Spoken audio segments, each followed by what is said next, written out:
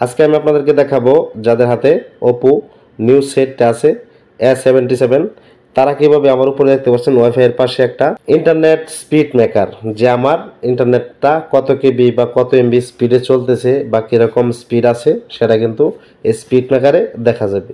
তো স্পিড মেকারটাই কিন্তু অনেকে সফটওয়্যার ইনস্টল করে ব্যবহার করে। তো আমি আজকে আপনাদেরকে দেখাবো স্পিড মেকারটি মানে আপনি খুব সহজেই সেট করে নিতে পারবেন। তো সেই জন্য আপনাদেরকে যে কাজটি করতে হবে আমি এখন আপনাদেরকে দেখাবো সেই সেটিংসটা কীভাবে করবেন। সেটিংসটা করার জন্য আপনারা চলে আসবেন আপনাদের ফোনের সেটিংস অপশনে। তারপর এখান থেকে আপনারা নোটিফিকেশন স্ট্যাটাস বার এখানে একটা ক্লিক করবেন।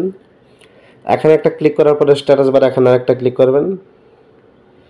ক্লিক করার পরে আমার এটা কিন্তু অলরেডি উপরে অন আছে। আমি যে আপনাদেরকে দেখাই, যেমন ধরুন এই যে এখানে রিয়েল টাইম নেটওয়ার্ক স্পিড, এটা যদি আমি অফ করে দিই তাহলে কিন্তু আমার উপরে যে অপশনটা দেখতে পাচ্ছেন স্পিড বার সেটা কিন্তু চলে গেছে।